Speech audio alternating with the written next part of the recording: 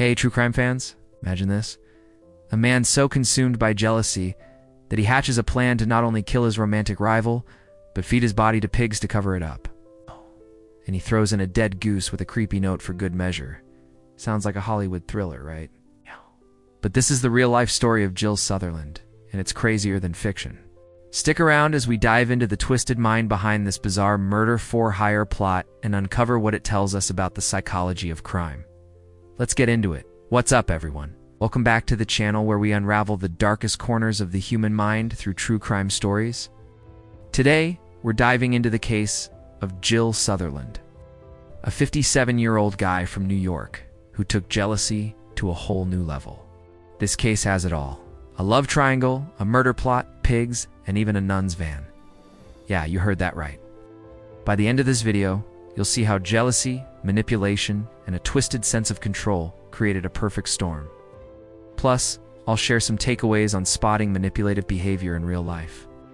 If you're as hooked on true crime as I am, hit that subscribe button and let's break this case down. So, who is Jeal Sutherland and what went down? Picture this. It's late 2024 in Kalani, New York. Jeal, a 57-year-old guy, is dating a woman who has a kid with another man. Let's call him John, the father of her child. John's in prison, set to be released in January 2025. Jeal's not thrilled about this. He's jealous, maybe even paranoid, that John's a threat to his relationship.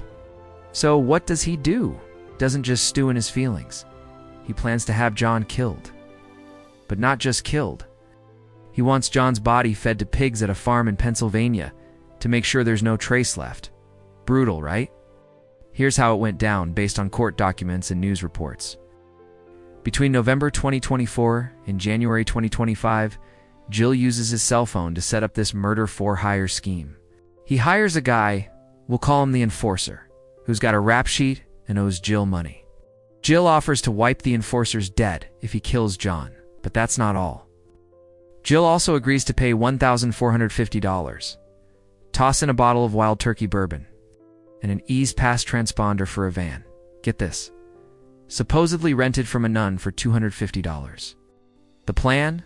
Pick John up from prison, offer him a fake job, kill him, and drive his body to a pig farm where the hogs would, well, take care of the evidence. But Jeal's scheming doesn't stop there. He also targets John's mom. In late January 2025, he pays the enforcer to leave a dead Canada goose on her doorstep with a threatening note stuffed in its beak. Creepy, right? This wasn't his first attack on her either. He'd already paid the enforcer to set her car on fire to stop her from testifying at a custody hearing for her grandkid. This guy was playing dirty. Now, here's where it gets wild. The enforcer. He's a convicted murderer on lifetime parole with a drug problem. He decides to snitch to the FBI, recording his talks with Jeal. The FBI brings in an undercover agent posing as a hog farmer, and Jeal falls for it, thinking he's got his disposal plan locked in. On January 26, 2025, Jeal, his girlfriend, her kid, and the enforcer are at a bowling alley. Super casual, right?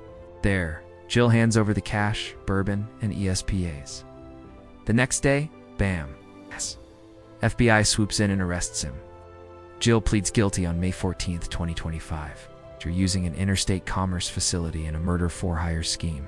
He's now facing up to 10 years in prison, a $250,000 fine, and 3 years of supervised release, with sentencing set for September 22, 2025.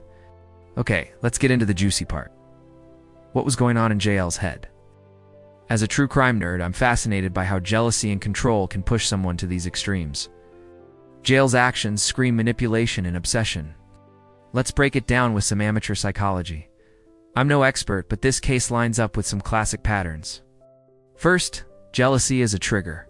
Jeal's lawyer said he was driven by legitimate fears that John, who had a history of violence and a sex offense, might hurt his girlfriend. But let's be real. Planning to feed someone 2 pigs isn't about protection. Jeal wasn't just worried. He was consumed by the need to dominate the situation. Second, manipulation tactics. Jeal's playbook is straight out of a crime show. Used urgency and fear. Telling the enforcer that John was a threat created a sense of, we gotta act now. It's pity and loyalty. Offering to forgive the enforcer's debt was a way to buy his loyalty.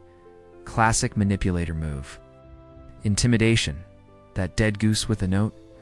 Pure psychological warfare to scare John's mom into silence.